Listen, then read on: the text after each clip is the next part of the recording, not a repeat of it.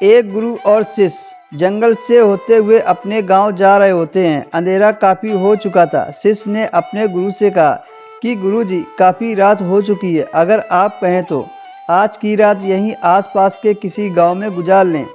गुरुजी ने अपना सिर हिलाया और वो आसपास के गांव में एक छोटे से घर के पास जाकर रुके। अब जैसे ही वहां गए तो गुरुजी के शिष्य ने दरवाज़ा खटखटाया। उस घर से एक आदमी बाहर आया तो गुरुजी ने बोला, हम अपने गांव जा रहे थे, लेकिन काफ़ी रात होने की वजह से हमने इसी गांव में रुकने को सोचा। क्या हम आज रात आपके यहाँ रुक सकते हैं? गरीब आदमी बोला, हाँ क्यों नहीं, आप दोनों अंदर आ जाइए।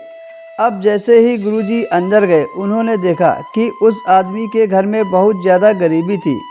गुरुजी ने उससे पूछा कि आप काम क्या करते हो? वह गरीब आदमी बोला कि मेरे पास बहुत सारी ज़मीन है। तो गुरुजी ने बोला, अगर तुम्हारे पास बहुत सारी ज़मीन है तो इस तरह से क्यों रह रहे हो? वह आदमी बोला, यह किसी काम की नहीं है।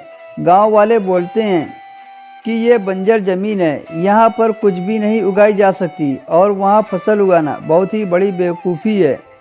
गुरुजी ने बोला, तुम्हारा गुजारा कैसे होता है? उसने बोला कि मेरे पास एक भैंस है जिससे मेरा पूरा घर चलता है। ये सुनने के बाद गुरुजी सो जाते हैं और रात में जब सब लोग सो रहे होते हैं तब गुरुजी अपने शिष्य को उठाते हैं और उस गरीब आदमी की भैंस लेकर अपने गांव चले जाते हैं। शिष्य अपने गुरु से पूछता है कि गुरुजी, कहीं आप ये गलत तो नहीं कर रहे हैं? उस गरीब आदमी की रोजी रोटी इसी भैंस की वजह से चलती है। तो गुरुजी अपने शिष्य की तरफ देखते हैं और मुस्कुराते हुए आगे बढ़ जाते हैं। उस बात को तकरीबन 10 साल गुजर जाती है और जो गुरु का शिष्य था वह बहुत बड़ा गुरु बन चुका था। एक दिन उन्हें उस गरीब आदमी की याद आती है कि मेरे गुरुजी ने उस आदमी के साथ अच्छा नहीं किया था, मुझे एक बार चलकर देखना चाहिए कि वह आदमी अब किस परिस्थिति में है। वह शिष्य उस गांव की तरफ जाता है और वहां जैसे ही पहुंचता है तो वह देखता है कि जहां उस गरीब आदमी का झोपड़ा था वहां पर एक बड़ा ही आलीशान महल बन चुका है। उस झोपड़ी के बाहर जो बंजर ज़मीन थी उस पर फल और फूलों के बगीचे थे। तभी उधर से उस घर का मालिक आता है।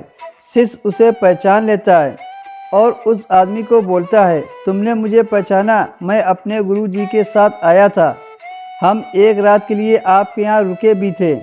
वह आदमी उसे पहचान लेता है और बोलता है कि उस रात आप कहाँ चले गए थे?